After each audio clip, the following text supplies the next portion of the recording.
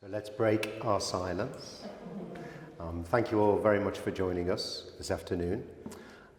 My name is Tony Chambers and I am an editor, also a creative director and a designer and a lover of art and of design and all the beautiful things in life. So it is a great pleasure to be here to meet Vuslat for the second time. We met at dinner on Thursday and the opening, and I'd just like to say thank you to Chadas and to Jade for making this happen, for the introduction and also the introduction to you, but the introduction to this beautiful work and this beautiful gallery, the P Gallery or Pi Gallery, depending which way one wants to pronounce it. But it's a great pleasure to see you again, Vuslat, and to have a little deeper interrogation, a conversation about you and your work. Because as I say, on Thursday, I was lucky to sit next to you and get some insight. The work speaks so loudly for itself, ironically, as the show is called Silence, but it is big work. But I would like to dig a bit deeper and interrogate three main areas, but we'll go in different ways as well. Things I'm interested in is obviously you and your journey, which is fascinating, and the story and the backstory. And the backstory of artists is always interesting, of course, but yours even more so because of this change in you and your life. I'd like to talk about the art itself and the meaning and the feeling and where it comes from, and also process, which I think is very important. Art is so much about ideas and expressing a feeling, but of course you need a method of turning that idea into a physical thing. So let's start first of all with you and this background and your journey from very different careers. But I think inside there was always an artist and art yearning to get out. Yes. So tell us a little bit about that. We all know what our yearning is, but we tend to dismiss that voice, that inner voice that sometimes calls us, and sometimes our life, which mine was super busy, noisy, and very attractive as well. There is a lot of temptation for me to be out there, do things, get it done, have an impact. Those are all very tempting, sexy, fun. And this is the world of media. And this is the world of media, which I'm born into, and grown up with it. And I really deeply also believe that we could do great things with the impact of media, great good in life, great good in social matters and so forth. So I really got caught up in that in a very early age. And I idealized life of doing good through that. But there are openings in life, and unfortunately, most of the time, these openings come with a trauma.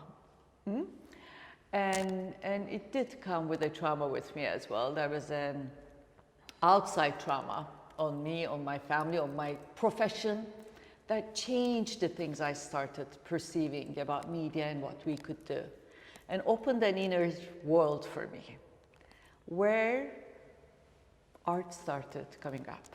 So it's been really a process of also a very inner discovery, but also healing process for me. I just intuitively started building this other second life, if I may. Yes. Second life, second Vuslat I started nurturing and being friends with that through art. Yeah. And that seemed like the real life for me. And over time, it was kind of, I had this other me outside doing things, getting things done, and in media, and my art really being in the process, and that's where I started really being in the silence. And you say silence, did you feel that you were being silent about this other side of your life? Because you're in a way you were living a split life? When I use the word silence, there's a playful meaning about it. It's not the silence itself, but it's also what we hear in the silence. So our inner voices that we kind of oppress, suppress, neglect, our shame, our discomfort, all that. And we don't want to be in that. That's an uncomfortable place. It's so much easier to be out there doing things, distract ourselves from our own silence. And media is a wonderfully successful tool for that, channel for that. I know. You know it very well, Yes, Tony. yeah. Yeah, there's always something else to finish, to do, a deadline, to discover. You're driven by, as you say, it's a very noble profession. It gets a bad reputation sometimes from the small number of people who misuse it. But generally, the power, if you do it well, is extraordinary. So I can understand this distraction. That's true. But what happens, that noise cuts you away from your own authenticity. And honestly, you start you start looking from not the real lenses, not the authentic lenses, but other people's lenses. And that's dangerous.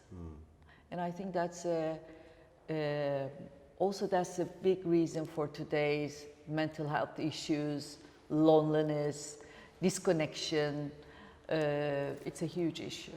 What do you feel, because people are hiding their authentic selves because it's a fear, I suppose, to be honest and to be open. And I suppose art is the way that one truly expresses what one feels. Yes. Did you think that? Absolutely. And I've been doing art since a long time, but I never visualized this. It all happened very spontaneously. The reason I didn't visualize, because doing the process of making art, my artistic process became another comfort zone for me. So first that was the uncomfortable zone, but as I start not sharing is also, okay, I can create, produce, and then live with them and be in the process all the time and don't need to share.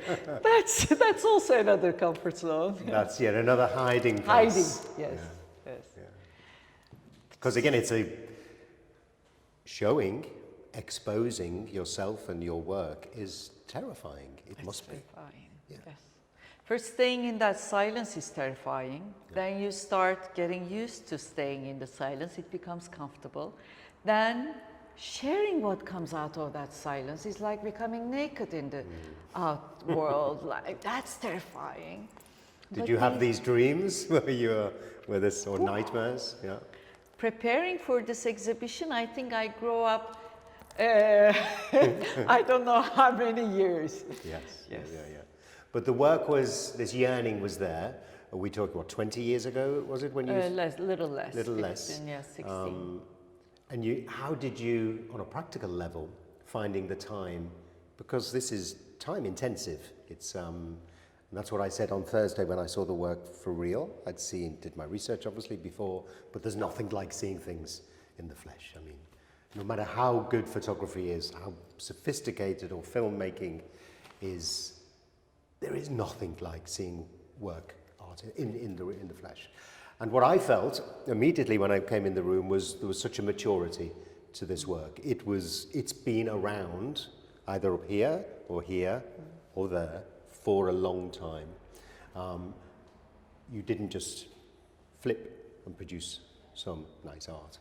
So how did you find the time on a practical level from your busy, very demanding work in media and journalism? How did you find that time? Was it something you had to work at night or secretly take time off and work on your own? When I first started, I would come home and I have two sons and they were little boys. I would put them to sleep. We would have the family dinner, put them to sleep. At 9, I would start working. And sculpture is something not like drawing. It takes time. Even like to do a form, little form, even with little form, it takes like hours. You know, you can't stop before 4 hours, 5 hours. So I would work until 3, 4 a.m. and the next day go home late. That became a rhythm for a long time. To do that once or twice a week. Yes. That became and then you find time. You see less people, you socialize less, you sacrifice a little bit from the family. You find time if you're obsessed with this. Yes. But I'm super, super grateful that exiting media opened up a huge, larger, big space in my life for art. Yeah. So all this work, which has been a work of 3-4 years, came out with the practice of many years, but then to make it all Yes. became the center of my life. Yes. And to talk a little more about the work and what we see here, I mean, it speaks to me in many different ways. And again, I think art is all about that. What the artist's intention is one thing, but it's only when it's out in the public domain that it really becomes something of real meaning. And so again, what you said earlier, at this moment where you do allow it out, is a very crucial moment. But can you tell us a little, without giving too much away, because I think it's best, we always think it's, there needs to be some mystery, the starting point or the meaning and the feeling that this work represents from your perspective, the silence and the physical pieces we have here. My curiosity was how can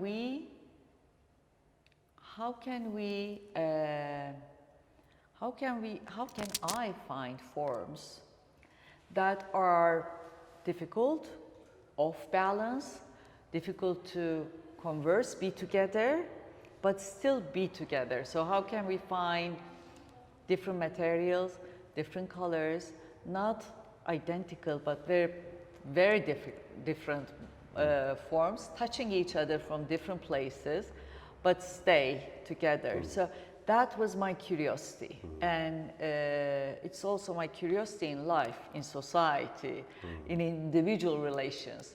But also that was what I was seeking with my forms. And Yeah, so this imbalance, I was feeling that. When you first see them, for me, they feel harmonious.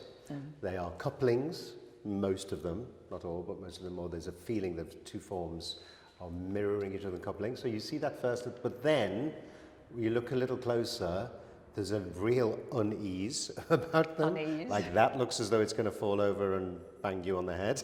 This one's going to hit me. That's going to fall over. Then I think that's a tension which is quite unsettling. So they at first feel harmonious and elegant and nice, but there seems a little sinister point in there. Am I feeling that right? absolutely. I think that tension is very important because through that tension, there creates movement. Without tension, there's no movement really. We're all very static.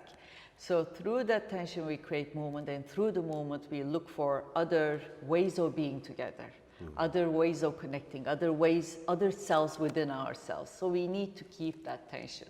And yes, in my work, even though they look very, you might say, harmonious and maybe poetic, whatever you want to say, but I wanted to keep that tension and see what that does in there. Yes, it throws one a little. It's you know there's something more. There's a few more questions being asked. And again, I presume, tell me if I'm wrong, but it almost speaks to this comfort zone and discomfort zone that you were talking about in your own life and your own profession. That as human beings, there is a tendency to be a little complacent. One gets comfortable, and there's nothing wrong with that. But nothing really magical happens, does it, if you are too comfortable?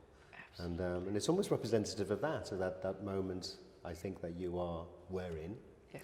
And maybe is still, because you seem to be the person, to me, again, the little I've known you, that you never rest. So there's going to be another pivot soon, and that's a good thing to push.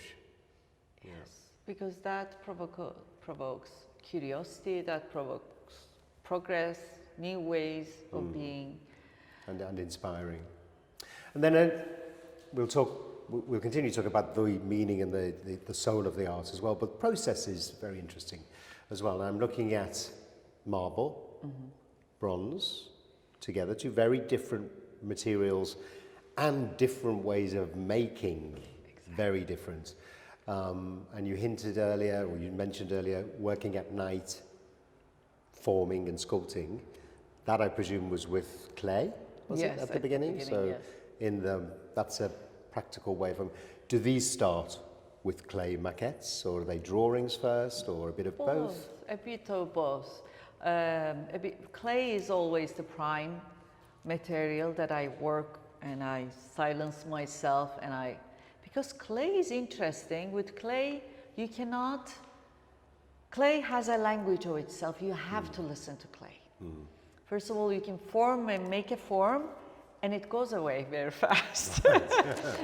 Some of the forms, it wouldn't. You would just put a little bit, wait for it to get to the exactly right hardness to put more.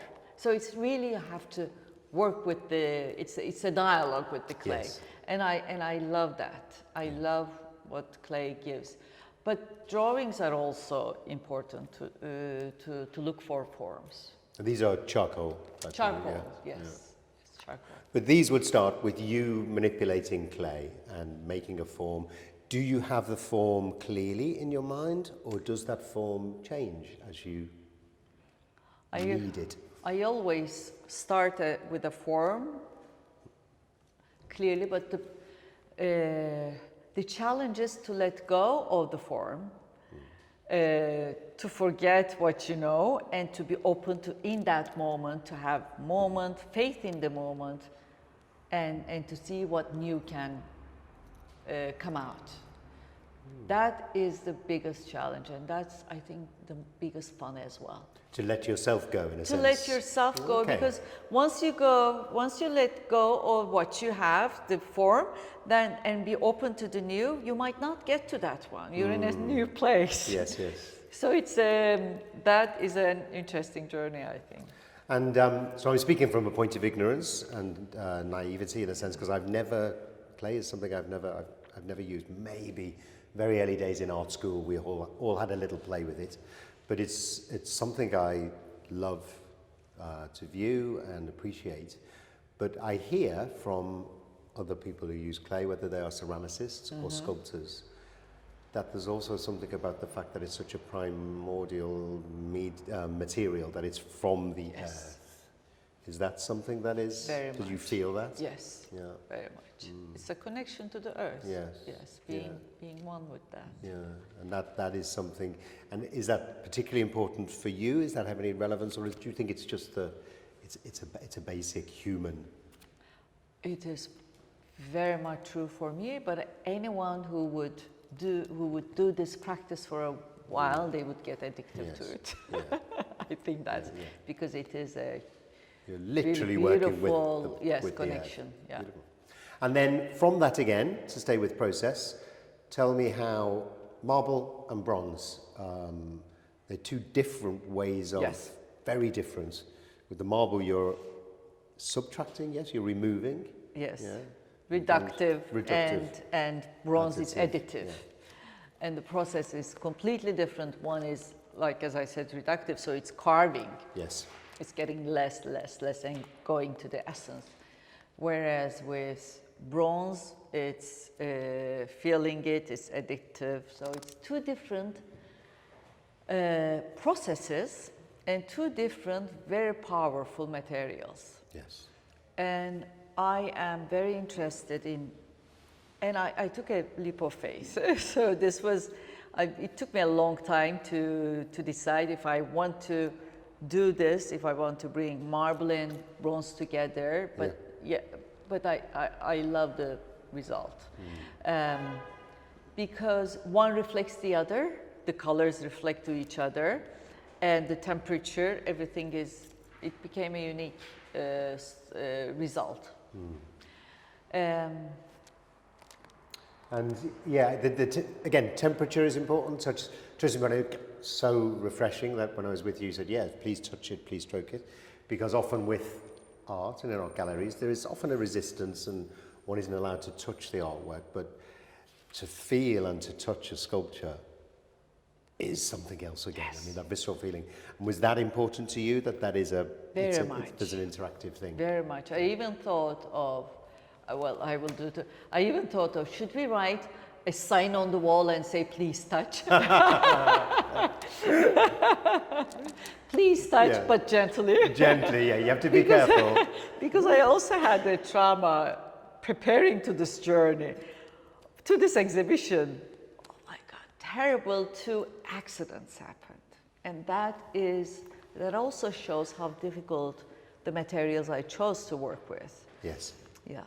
What happened? Tell us. I was right before the exhibition.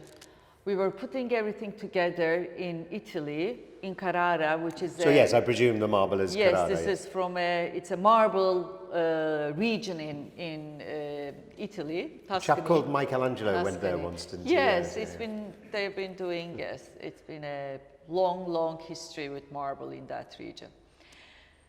So we put the bronzes and the marble pieces together and the plinths together, and we placed it perfectly well, but it wasn't done well.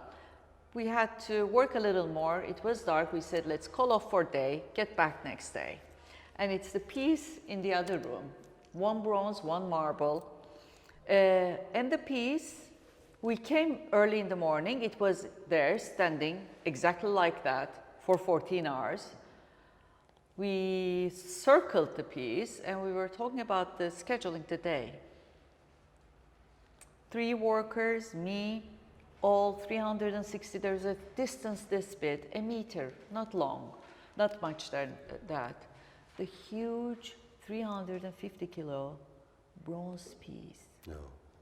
Boom! Ooh. On that space in between. Wow. It was terrifying. It was terrifying. We could have been dead if we Yes. were. And it was as if it waited for us to get there, to show its power. Yes. And the power of bronze, it had a little bit of scratch. Yeah. That's it. Oh wow. The whole big piece is there. I kept So the I know that scratch. piece. That's huge. It's the biggest piece in I the. kept this scratch, but it shows the power, and the pieces, the name of the piece is Power and Grace. Power and Grace. Grace. Did you rename it after that I moment? renamed it. I renamed I it. would imagine the noise would be The enormous noise too. was Would be a enormous. shock. It Yes. was a shock. It was a shock, and it triggered. I had shock in my life before. I had an accident, car accident. I got hit by a car, so it triggered all that. When you were young. Around when I was very young, yes. Oh, did the noise bring back a? All that trauma. So it's hard materials. They become beings of themselves. Yes. They throw themselves on the floor. They don't want to Yes. do that. So it's a journey. Is it that one? No. No. Oh, okay. So, and with this marble, I had issues that I had to change it along the way, the shape of it, and so forth. Yeah. Yeah. No, when one really often, as a viewer, one takes for granted these beautiful things. Not for granted, but it's there. But even the installation is an act of, I mean, enormous effort and delicacy. I would imagine bringing these Engineering. skill, patience, nerves. Wow. Of course, so many things that I hadn't thought about. I never thought these pieces were going to be so heavy and would not be able to carry it easily because they have no edges. Oh, yes. So many No handles. technical things, yes. It's so easy to create, but then to put it together, to finalize, it needs a Yes. lot of Yeah, engineering, yes. Yes. No, it's and the plinths themselves, are they, the last piece on the process, because I'm interested, because the plinths, often a plinth is just a nondescript thing for a piece to sit on. But I think these seem a little more considered, because they are actually embedded in this, isn't it? This gives them the support, That's I true. presume, unless it's a mathematical and physiological work of genius that they stay there. So the plinths themselves are integral to to the artwork. Yes, Yeah. they are. They are. They have a structure inside. I also would love to see them in nature, of course, Yes. without the plinths on the glass. So I designed it in a way that it can also go outdoor in nature and just be on earth and on grass. Yes. Another question more on the more philosophical side of what the works mean, now that we have the process sorted. You said when we were having dinner, a lot of this is about unity, but how maybe unity is a fallacy, not necessarily a fallacy, but is not as clear as we think, and that we are born alone and we die alone. We're born on our own and die alone. Can you elaborate a little on that? Because I found that a very powerful message. A bit scary in a way. It is a bit scary, but I think because it's we our all talk about reality. unity and not necessarily family, but people being together and strength. But maybe you are right that we are independent. In my belief, we come from unity, but we're born alone. Yeah. And then we die alone. But in between our lifetime, because we have in our remembrance the beauty of unity, we kind of yearn for it. We want to reach those moments. Oh, you mean we come from unity for obvious reasons? A unity Yes, of, I think we're all one. That's a nice way before to put it. born. But also in this lifetime, we can feel unity coincidentally with the moments we touch it. Sometimes I feel it when I'm sculpting, sometimes when you're listening to beautiful music, sometimes when you are in love with someone that moment. There are moments when we can feel that unity, and then we crave for it, and we want to go back to it. That's why we're on continuous motion, Yes. looking for that. Yes. Yes. Yeah. But I think to be there all the time is an illusion. Yeah, an illusion is a It's nice an way than illusion, say fuzzy. Yes, no, it touched me what you said, and I've thought about it since. And yes, it's not as negative as I first felt it. It's actually reality. Yes, it's facing it's up to reality. this reality that. And it can sometimes happen. Yes, So we keep yes. searching. Yes, exactly. I want to touch a little, and we're talking about the art, but I think there's obviously a connection with your foundation and the generous listening, and there's associations there with the title of the show, of course. That foundation you founded recently, I think. Very Yes, recently, yeah. last year. And its purpose, well, I know where it comes from, and I think it's such has a beautiful message that we all do need to listen more generously and listen with the heart as well as the ears. But can you elaborate a little bit how it impacts on what your art is, or are they the same thing? Well, they all come from me, so this is my vision, this is my mission in life. And the best thing is what I do is this art, but I also am very good in building things, so forth. So I wanted to also push this mission through foundation, which is a very clearer actually mission, which is to promote, to nurture generous listening. There's so many stages, there's so many platforms to put your voice out, to tell your story, to be there, but we need a balance. And in order to find that balance, we need to create spaces to listen, each other and ourselves. And that's what the foundation wants to do, is doing, and it's doing it through arts and storytelling. We want to bring it into the lives of young people, philanthropy world, business world, so many things. It's a big area, a lot to do. But how does it manifest itself in terms? How do the benefits or how do they manifest themselves in it? It's quite practical. Of course, bringing awareness is important. Yep. To make people be aware that we need this. But on the practical side, we do two things. We develop practices of listening. How can we listen each other better? So in a very practical sense. Yes, Yeah. exactly. A toolbox of practices. Yeah, okay. Questions to ask yourself, give yourself time, super practical. And the third pillar is to support academic research, because there needs to be more research on this, the importance of listening and the importance of truly deeply connecting rather than just interacting. So, and listening to others' opinions, I suppose, or to... Not necessarily also opinions, to feelings as well.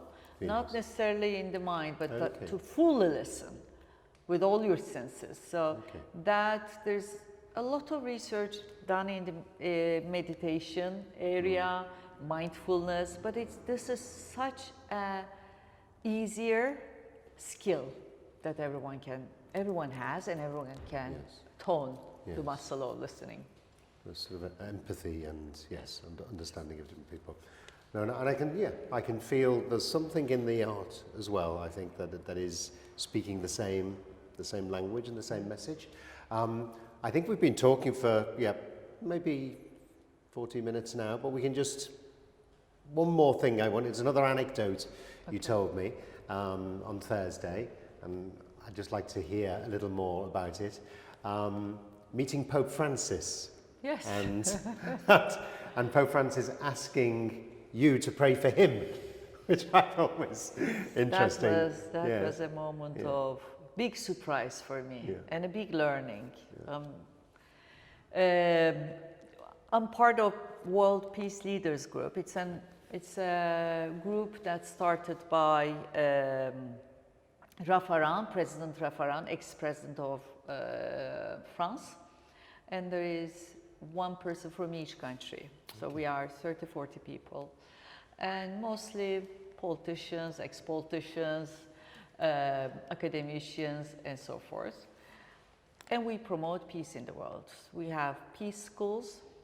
We go into conflict zones and give peace programs. We promote peace language. We work with UN. We go to the governments and so forth. So I got a call early last year in September or mid summer, saying we're going to 8 of us from that group. We're going to visit the Pope. Of course, I was very happy, thrilled to go. I said, what should I take to the Pope? Of course, I should make a sculpture of myself, of mine. And I did make a sculpture of mine. I wrote a letter of peace and thank you letter. And we had the meeting. He had prepared a beautiful speech. He gave his speech, and as we were departing, I presented him the gift and told him about my mission of promoting generous listening in the world. I told him with my enthusiastically this, I want to do this, and you know, it's what you are saying, because what Pope Francis is saying for listening are very important. He's got very powerful things about listening. He says the world needs a listening therapy. Mm-hmm. Anyway, I presented him. He looked at me. He said, thank you. And then he said, please pray for me, will you? That's a responsibility. I said, pray for me. And then I thought to myself, what did he say? What a humbleness. Yeah. Humbleness. Yeah, yes. No, beautiful. And the piece you gave him, you called it courage? Courage. Courage. Yeah. But I think that's a nice way to end our chat, actually. And courage, I think, is a word that has run through what we've talked about and actually what you're doing. Because I fully agree and understand that you've taken great courage to step out of that comfort zone of a family business, but also a wonderful industry of journalism and media, and made that step away, first of all, to start to create this art, and then second stage of courage, to show it, which is enormous. It takes great courage. And then third step of courage, to spend 40 minutes being talked to by me. That is great courage. But thank you so much, Vuslat, and thank you to the gallery again for A, putting this show on, because it's wonderful, but B, allowing us to have a nice 40 minutes of breaking silence. Thank you. Thank you very much. Before we end, courage in France means heart. Cœur. So it comes from, it's, that's also... That is very interesting. Names and we have the words. saying in Turkish also, yürekli means Yes. courageous, but you have a big heart. So Okay. Yes, etymology in words is the other thing I wanted to talk. It seems to be very much you, because your name itself, Vuslat, I learned, a beautiful meaning of the moment you feel at one, either with yourself or with true you. authenticity, or with somebody else, I suppose, of the first moment of love, would one say. But what a beautiful word and a beautiful name. Lovely. thank you, Thank Tony. you very Thank much. You very Thank you. much. Thank you for listening.